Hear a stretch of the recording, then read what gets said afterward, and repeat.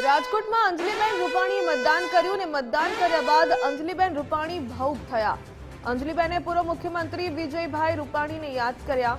Ward number 10ના ઉમેદવાર સાથે મતદાન કર્યું ત્યારે વિજયભાઈ અમારી સાથે હોવાનો અંજલિબેને વિશ્વાસ વ્યક્ત કર્યો।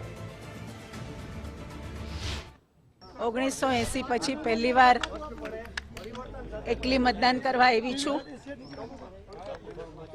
સાહેબની ખોટ જેમ મને વર્તાય છે એમ અમારા સૌ કાર્યકર્તાઓને વર્તાય છે।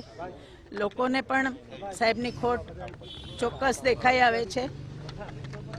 આ તકે મેં મારા મતનો ઉપયોગ કર્યો છે અને હું સૌ રાજકોટના સૌ નગરજનોને અપીલ કરું છું કે ગરમી બહુ છે પણ આપણો એક મત ખૂબ કિંમતી છે અને એ મતનો ઉપયોગ અવશ્ય કરવો જોઈએ।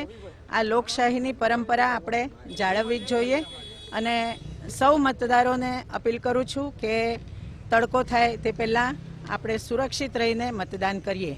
સાહેબની યાદ તો આવતી જ હોય અને ફક્ત મને નહીં બધાને સાહેબની યાદ આવે જ છે પણ સાહેબ આપણી સાથે જ છે।